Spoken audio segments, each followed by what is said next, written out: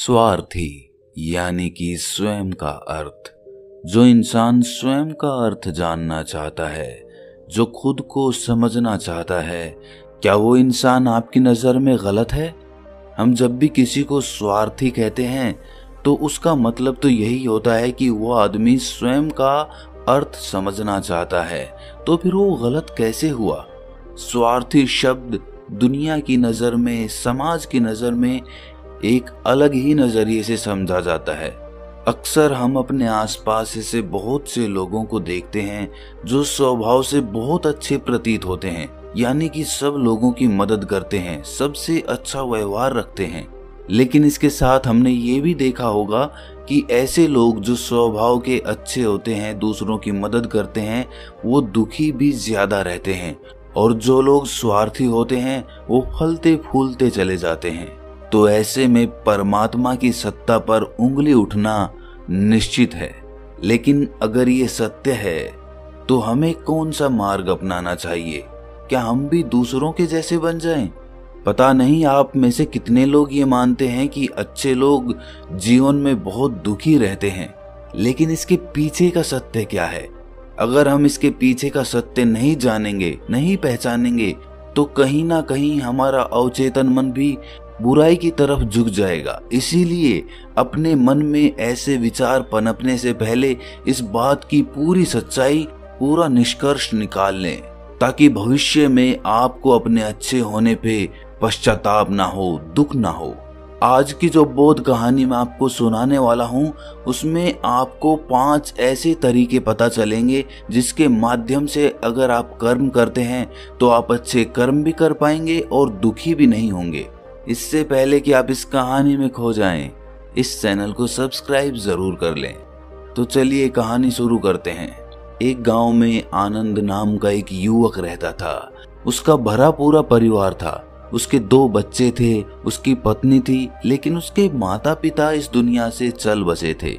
इसीलिए पूरे परिवार की जिम्मेदारी उसी के कंधों पर थी। बच्चे अपनी पढ़ाई करते थे और उसकी पत्नी अपने घर गृहस्थी के कामों के साथ गाय, भैंस, बकरी इत्यादि का दूध बेच बेच कर अपना घर चलाते थे। और आनंद पहाड़ में पत्थर तोड़ने का काम करता था। बहुत ही मेहनत भरा काम था। पूरे दिन काम करता तो रात को थक कर घर पर वापस लौटता। लेकिन इतनी मेहनत करने के बाद भी अगर आनंद को गांव का कोई भी आदमी मदद के लिए बुलाता तो आनंद कभी भी मना नहीं करता था। उसके जीवन का एक ही सिद्धांत था कि अगर मैं दूसरों की मदद करूंगा तो परमात्मा मेरा साथ देंगे, परमात्मा मेरे साथ कुछ बुरा नहीं होने देंगे।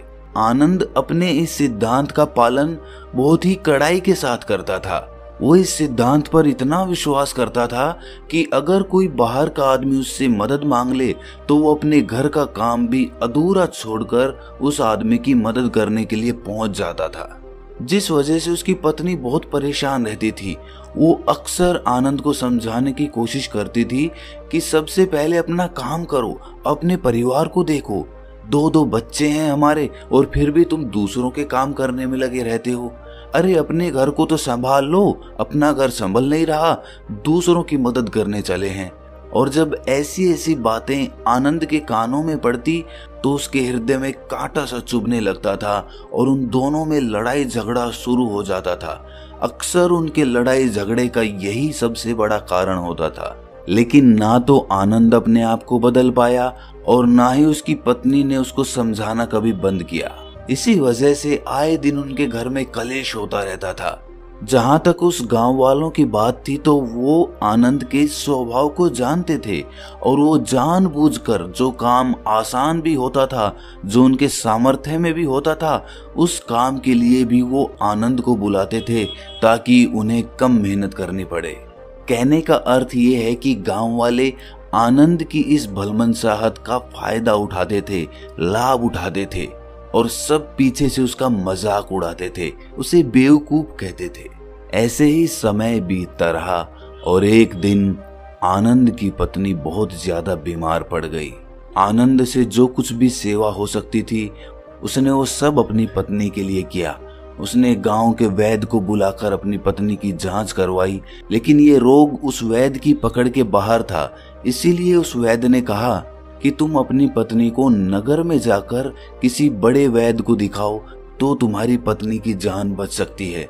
जल्द से जल्द नगर पहुंचने की व्यवस्था करो, नहीं तो तुम्हारी पत्नी के प्राण संकट में हो जाएंगे।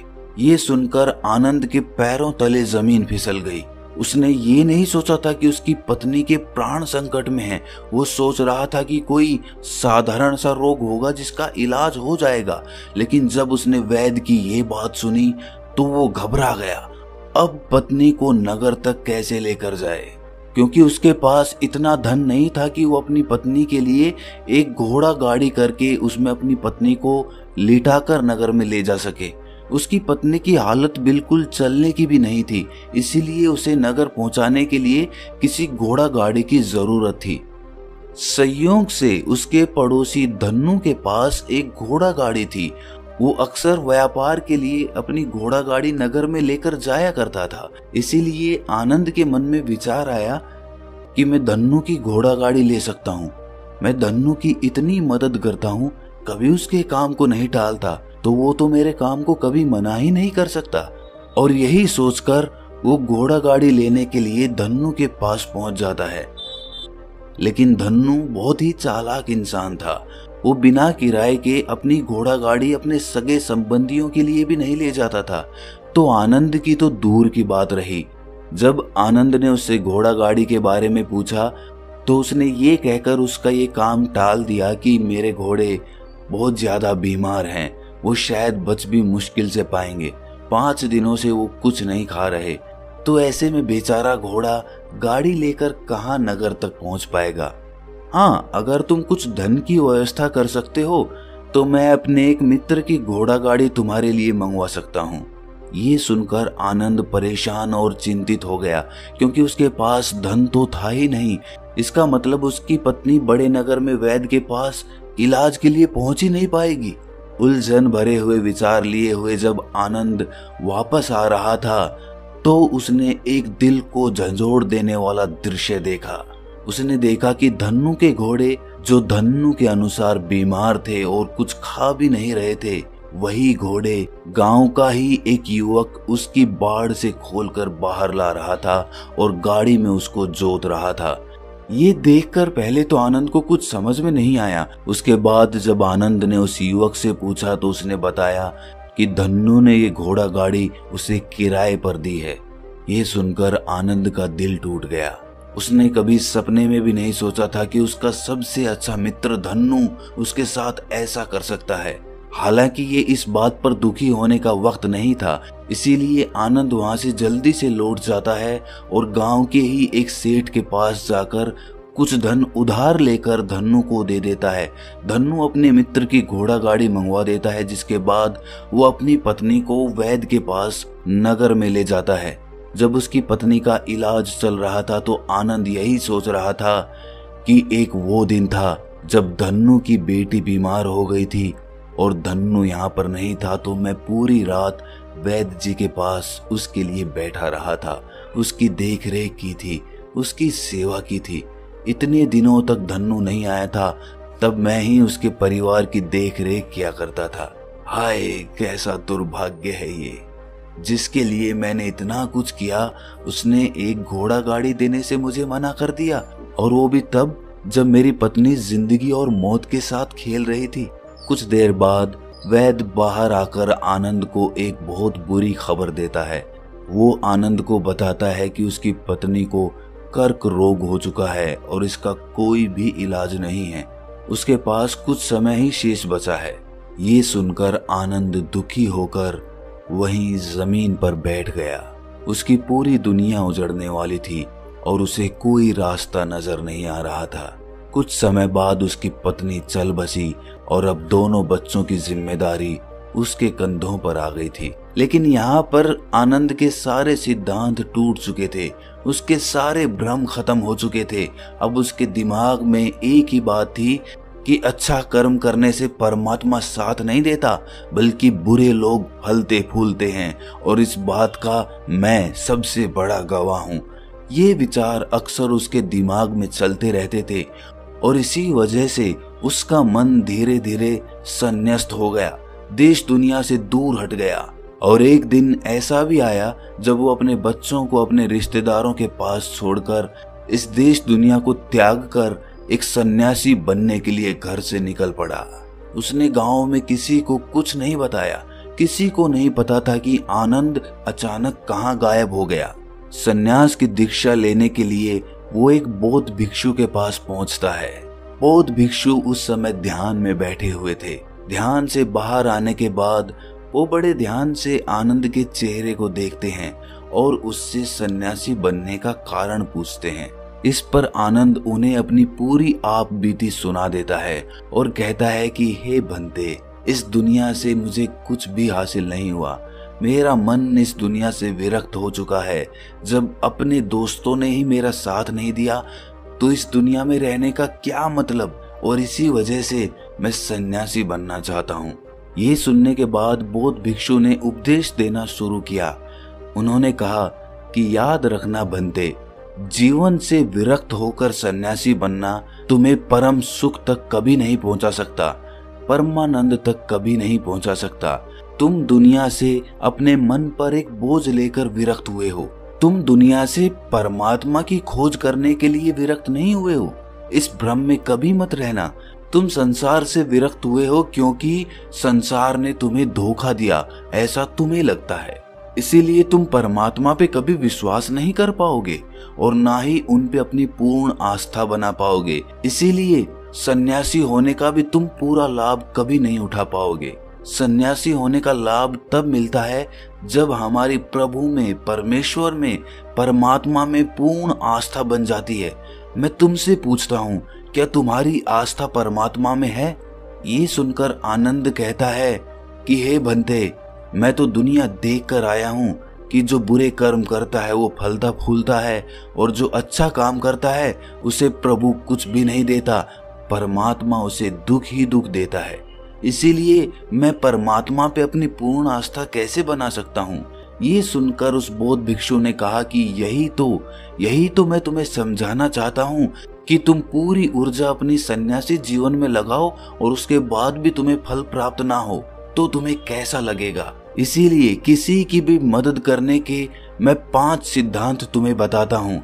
ये 5 सिद्धांत समझकर संसार में वापस लौट जाओ और संसार में एक ग्रस्त जीवन जियो। उसके बाद ही सन्यासी जीवन का उदय होता है, जब हम अपने ग्रस्त जीवन को पूर्ण रूप से समझ लेते हैं और अपनी जिम्मेदारियों का निर्वाह कर देते हैं। ये कहकर बौद्ध भिक्षु ने कहना शुरू किया कि जब भी तुम किसी की सहायता करते हो, किसी की मदद करते हो, तो उसमें सबसे पहली बात, सबसे पहला सिद्धांत जो ध्यान में रखने का होता है वो होता है कि किसी की मदद करते वक्त, किसी की सहायता करते वक्त कभी भी उससे उम्मीद मत रखना। ये मत सोचना कि आज मैंने इसकी सहायता कर दी, मदद कर दी, तो कल बदले में ये भी मेरी सहायता करेगा, मेरी मदद करेगा। अगर तुम ऐसा सोचोगे तो तुम्हें जीवन में दुखों का सामना करना ही पड़ेगा, क्योंकि एक नहीं तो दूसरा या दूसरा नहीं तो तीसरा कोई ना कोई तुम्हारी उम्मीद जरूर तोड़ेगा। और वास्तविकता में वो मदद या वो सहायता नहीं होती है, वो हमारे लालच का ही एक रूप होता है। हम उसकी सहायता या मदद निर्भाव तरीके से नहीं कर रहे हैं। हमारे मन में लालच का भाव है, हमारे मन में बदले का भाव है। हम ये सोचकर मदद करते हैं कि इसकी मदद कर देता हूँ तो कल ये मेरे भी मदद करेगा, और यही लालच हमें अक्सर उन लोगों की मदद करने पर विवश करता है जो किसी ना किसी रूप में धनवान होते हैं, क्योंकि हमें लगता है कि कल ये आदमी धन के द्वारा मेरी मदद कर सकता है। और इसीलिए जिस इंसान को वास्तविकता में मदद की आवश्यकता है, हो सकता है वो गरीब हो, लेकिन हमारा मन अपने लालच के वशीभूत होकर उसकी मदद कभी नहीं करेगा। इसीलिए किसी की मदद और किसी की सहायता करने के अपने विचार को विस्तार दो। केवल एक प्रकार के वर्ग के लिए अपनी सहायता या अपनी मदद पेश मत करना, उस सब के लिए समान होनी चाहिए। जरा सोचो, एक तरफ तुम्हारा मित्र हो जिसके पास धन है, संपदा है, और दूसरी तरफ कोई गरीब औरत हो जो भूखी बैठी हुई है। तुम्हारा दोस्त तुमसे कहता है कि यार आज तो खाने के लिए अच्छे अच्छे पकवान मंगवा लो बाजार से, और दूसरी तरफ वो औरत तुमसे 2 सूखी रोटी मांग रही है। तो तुम किसकी मदद करोगे? कौन मदद का हकदार सबसे पहले है? सबसे पहले हमारा कर्तव्य बनता है कि उस औरत की भूख मिटाएं। लेकिन अक्सर इंसान ऐसे नहीं सोचता। वो अपने दोस्त को तो खिला देगा, उसको तो बाजार से बहुत महंगी वस्तु मंगा के दे देगा, लेकिन किसी गरीब को उसकी भूख मिटाने के लिए पैसा या धन नहीं देगा। दूसरी बात जो ख्याल में रखने की है वो ये कि सहायता करते वक्त हमारा लालच कभी भी उसके साथ नहीं जुड़ना चाहिए।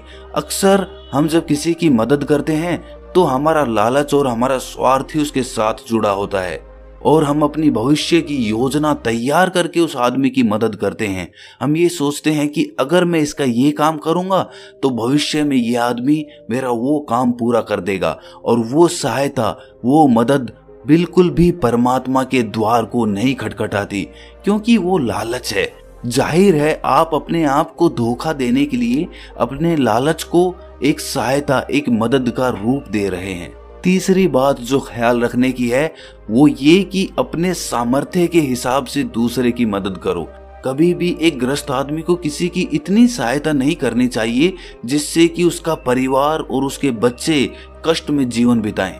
सबसे पहला फर्ज हमारा होता है अपने परिवार को सुखी रखना, उनकी ज़रूरतें पूरी करना, और उसके बाद दूसरों की मदद करना आता है। लेकिन कुछ लोग दूसरों की मदद पहले करते हैं और अपने परिवार को तवज्जो कम देते हैं, जिससे कि परिवार में लड़ाई झगड़े आए दिन पनपते रहते हैं, और ये सब हम समाज में देखते रहते हैं अपने आसपास। अगली बात जो ख्याल में रखने की होती है वो ये कि अपना कर्म, अपनी जिम्मेदारियां पहले निभानी होती हैं। हम अपना कर्म, अपना काम छोड़कर पहले दूसरों की मदद करने के लिए चले जाते हैं, और जब दूसरा बदले में हमारी मदद नहीं करता तो हमारा दिल दुखी हो जाता है। हम सोचते हैं कि मैंने तो अपना काम छोड़कर उस आदमी की मदद की थी और वो आदमी मेरी मदद ही नहीं कर रहा है। इसीलिए अपना कर्म सर्वोपरि, अपना कर्म सबसे ऊपर, क्योंकि वही काम करने के लिए इस दुनिया में हमारा जन्म हुआ है। और सबसे आखिर में जो बात समझने की है वो ये कि परमात्मा की मर्जी से ही सब कुछ होता है। हमारा कर्तव्य है अपने कर्म को करते जाना। करनी धरनी तो ऊपर वाले के हाथ में है, इसीलिए जो कुछ भी होता है सब ऊपर वाले पे छोड़ दो। अगर तुम्हें कोई धोखा भी देता है तो ये समझ के चलो कि वो सब ऊपर वाले की करनी होती है। आप ये मान के चलो कि मैं करता नहीं हूं, मैं तो एक माध्यम हूं, करवाने वाला तो वो है। उसके सामने किसकी मर्जी चली? जब ये आस्था, ये विश्वास हमारे मन में पनपने लगता है तो हमारी सारी शिकायतें दूर हो जाती हैं, क्योंकि इस दुनिया में जो भी होता है अच्छे के लिए होता है। जो भी हो रहा है अच्छे के लिए हो रहा है, और जो भी होगा अच्छा ही होगा। चाहे हमारी बुद्धि आज वर्तमान में इस सिद्धांत को ना समझ पाए, लेकिन जीवन में कभी ना कभी किसी ना किसी मोड़ पर आपको जरूर ये एहसास होगा कि जो हुआ था वो अच्छे के लिए ही हुआ था। इसीलिए सारी शिकायतें दूर कर दो और बस अपना कर्म करते जाओ। अपने ग्रस्त जीवन को पूर्ण रूप से जी लो, और उसके बाद ही सन्यासी जीवन की नींव होती है। इसके बाद बौद्ध भिक्षु ने आनंद को कहा कि वापस अपने गांव लौट जाओ, अपनी बेटियों को वापस लेकर आओ, उन्हें पालो पोसो, अपने बच्चों को वापस लेकर आओ, दूसरी शादी कर लो, लेकिन बच्चों का पालन पोषण अच्छे तरीके से करो। ये सुनकर आनंद अपने बच्चों के साथ अपने गांव में वापस लौट आता है। गांव में किसी को खबर नहीं थी कि आनंद कहां पर गया हुआ था और वो क्या ज्ञान लेकर वापस लौटा है। लेकिन अगले दिन सुबह सुबह गांव वालों ने आनंद के चेहरे पर एक अलग ही आनंद, एक अलग ही आभा पाई। तो दोस्तों, कैसी लगी आपको ये कहानी कमेंट सेक्शन में जरूर बताना, और अच्छी लगी तो इस चैनल को सब्सक्राइब जरूर कर लेना। तो मिलते हैं अगली कहानी में, तब तक के लिए अपना ख्याल रखें।